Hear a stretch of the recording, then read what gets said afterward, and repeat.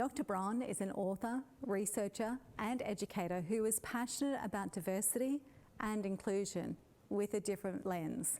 She currently lives in a small beachside town in Western Australia after having moved from Brisbane for her husband's work. From working as a teacher to embarking on research, her passion for teaching students in the classroom has transformed into a passion for helping adults in neurodiverse relationships within a global classroom.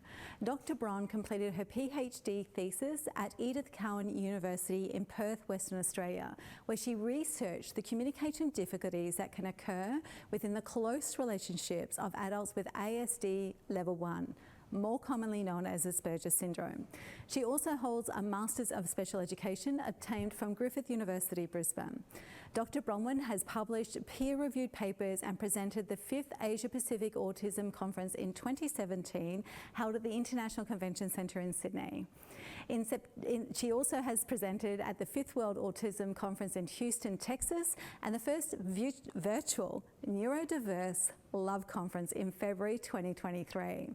As a wife, mother, daughter and sibling of people on the autism spectrum, her life experiences have underpinned the way that she approached the research process.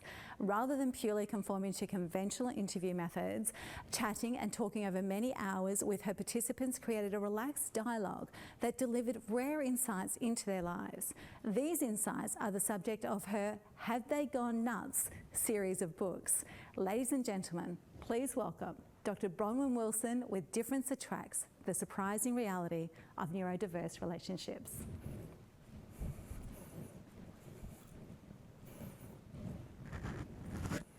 Have you ever pondered the age-old adage that opposites attract? That like magnets, we're drawn to those who are our direct opposite. I believed it to be true. After all, it seemed instinctive, almost ingrained in our collective consciousness, reinforced by fairy tales like Beauty and the Beast. But then I delved into the decades-long work of the Gottmans. Their research revealed that this cornerstone of our romantic mythology, this notion of opposites attracting, is fiction, nothing but a myth. After completing my own doctoral research on relationships, I found that this myth has a surprising twist. And it might be that this surprising twist is why we still believe opposites attract, despite the scientific evidence. Within the vast sea of our humanity lies a group of people often overlooked, yet comprising a significant portion of our population, people on the autism spectrum. Currently, the official prevalence rate of autism is 1 in 36. That's approximately 2.8% of the world's population. More than 8 times that of the population of Australia. However, most likely it is much, much more. Autism is a condition of life, not something to be cured, which means that children grow with their autism. They don't grow out of autism. As they mature, many learn to adapt and mask their autistic traits. And in doing so, they become less apparent to others. Also, the media often portrays autistic people as either geniuses or quirky loners, which doesn't reflect the reality for most. Since many autistic adults don't fit these stereotypes, and might not even be recognised as adults by others, they often go undiagnosed and misunderstood by society. But when we examine the imaging studies of the brain, it's evident that the brains of autistic individuals are distinctly wired, particularly in regions associated with social interaction. A participant in my study recounted her eye-opening experience at a workshop when seeing a neurotypical brain and an autistic brain side by side. The whole room was astounded by how distinctly different the two brains were. It is these neurological differences that profoundly influence how autistic adults perceive and engage with the world, often presenting significant challenges in navigating social environments. Yet despite their differences, autistic adults are often kind, intelligent, and gifted in various fields, from mathematics to art, from technology to medicine. Their talents often shine brightly, contributing to the beauty and innovations of our world. And within this seemingly distinct group lies a common thread, a desire for companionship, for love, for relationships, much like anyone else. And so within our vast sea of humanity emerges a revelation. Opposites may not attract, but difference does. This attraction of difference unfolds in the form of neurodiverse relationships where one partner is autistic and the other neurotypical. These relationships are not anomalies, but rather a common yet hidden reality. I am someone intimately familiar with this journey. Growing up, I often felt like a puzzle piece that didn't quite fit in. While I engaged with lively conversations with my friends, I often felt overlooked and misunderstood at home. It wasn't until later in life, when I became a teacher, that I discovered autism, and suddenly the pieces fell into place. The characteristics of my loved ones began to make sense to me. In my pursuit of knowledge, I embarked on a global study,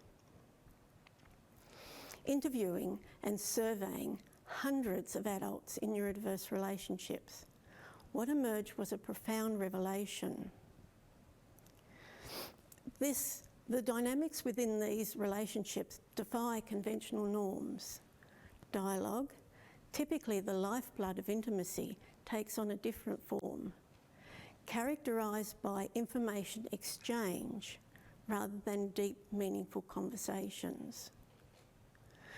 Triggered by the distinct needs of each partner, a unique communication dynamic unfolds, a dance of dependency and avoidance. Neurotypical individuals yearn for emotional connection, while their autistic counterparts seek to sidestep the intensity of such interactions.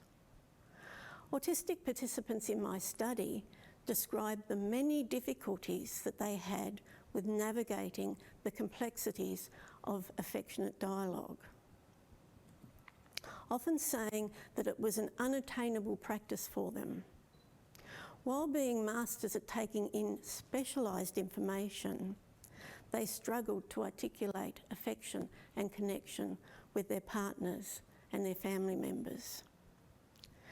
Neurotypical participants felt their autistic partner's words were like a cryptic puzzle, piecing together multiple fragments of information in attempts to decipher meaning, while feeling like a conductor of emotional conversations, orchestrating each interaction with care and much hard work. The result, a symbiotic relationship where prompts became the bridge between two worlds, perpetuating a cycle of dependency. Neurotypical participants yearned for a time when they didn't have to prompt for deeper conversations, but realising that that was the reality of their lives. Their partners, heading departments, orchestrating multi-million-dollar grants, incredibly bright, but at home, requiring clear instructions, explicit directions, masters of their work domain, but novices in the intimate landscape of home. Autistic participants yearned for their partners to find happiness in the deeds they offered, in quiet moments of companionship, rather than expecting a level of emotional expression that they felt insurmountable, each yearning to bridge the gap between them. My research uncovered that this is at the heart of what neurodiverse what makes them unconventional. Herein lies the crux of the matter. A general lack of awareness surrounding neurodiverse relationships perpetuates misunderstanding and isolation. Behind closed doors, individuals in these relationships grapple with challenges unseen, their struggles obscured by a facade of normalcy. Traditional support systems falter in the face of unfamiliar dynamics, leaving many to navigate uncharted waters alone, while yearning for support, for validation, for a world that sees them for who they truly are. Clinicians and counsellors lacking the understanding and training to navigate the complexities of neurodiversity within relationships tend to exacerbate their struggles rather than offer solutions. Most participants said they longed for a different kind of support, where professionals were better equipped to embrace neurodiversity and provide a counselling approach that was tailored to their specific challenges and strengths. They dreamt of a time when clinicians and counsellors were equipped with the knowledge and empathy to guide them through the maze of their relationships with understanding and respect. Yet within these trials lies an opportunity for empathy, for understanding. As a society, we must acknowledge and embrace the existence of neurodiverse relationships.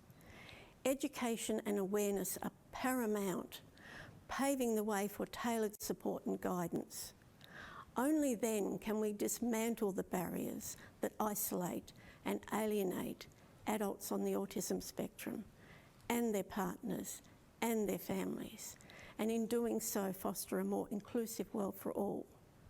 So where do we go from here? It starts with awareness. It starts with education, with empathy. We must shatter the myths surrounding autism, embracing neurodiversity as a fundamental aspect of our humanity. We must tailor our support to meet the unique needs of neurodiverse couples and families, offering guidance that speaks to their reality. In doing so, we pave the way for a more inclusive world, a world where love knows no bounds, where differences are celebrated, not shunned. Together, let us rewrite the narrative of relationships, one story at a time.